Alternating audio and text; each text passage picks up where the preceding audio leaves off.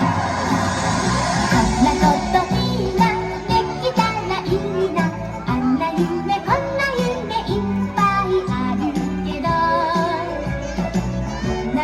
みんな考えしてくれる、不思議な冒険で考えてくれる。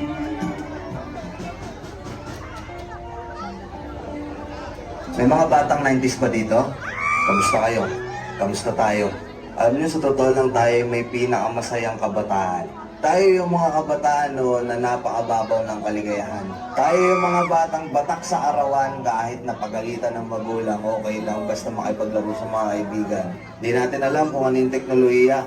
Di natin alam kung ano yung cellphone. Di natin kilala si Coco Melon. Kontento na tayo sa mga laruan natin at sa kung ano yung meron.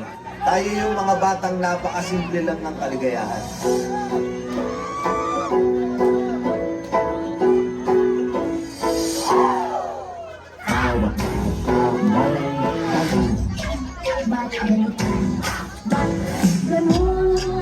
Kaya ang buksan ang isipan sa santo amay.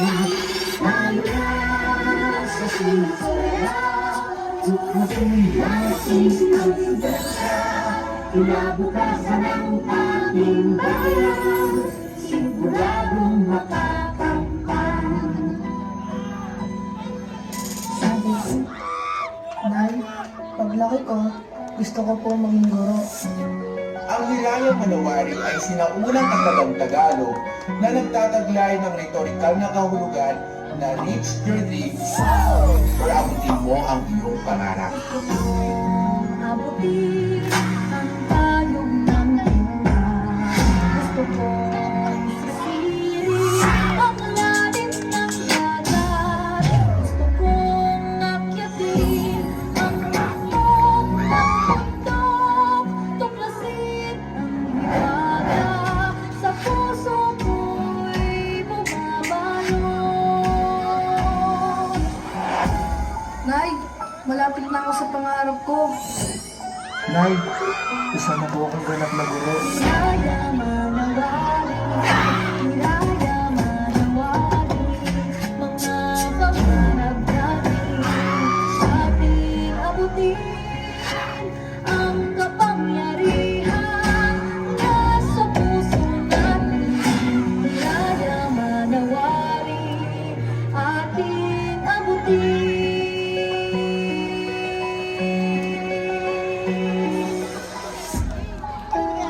Masarap balikan yung panahon na candy at pagkadapa lang ang iyong iniiyakan.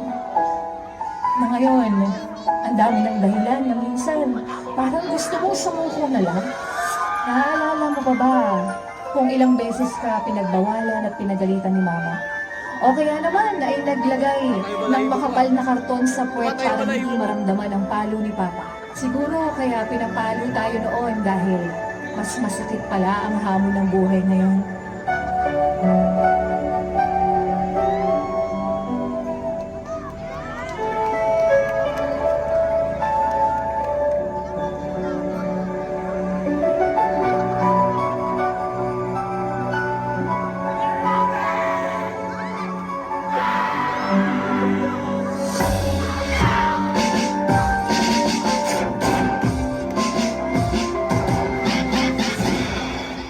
Para sa batang ako, huwag ka dito.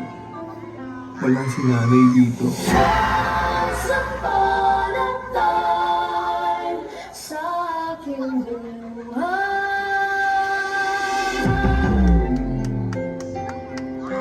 Nay, kahit wala ka na, lagi kang nasa puso ko. Mahal na mahal kita.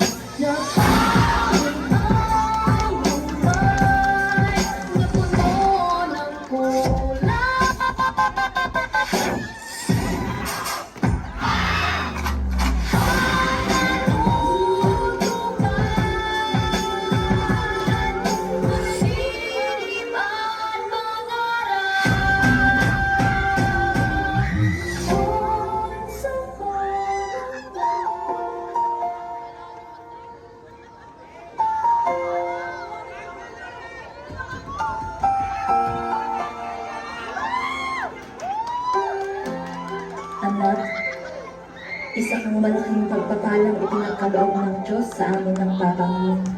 Sana'y maalala mo itong mga bilin ko sa'yo. Hindi sa lahat ng panahon ay kasama mo kami ng Papa mo. Darating ang panahon at kaming dalawa ay tatanda at babalik na sa ating Panginoon. Tandaan mo anak na ikaw ang pinakamagandang nangyari sa aking buhay. Mahal na mahal kita at hindi magbabago kahit kailan. Nagmamahal, Mama.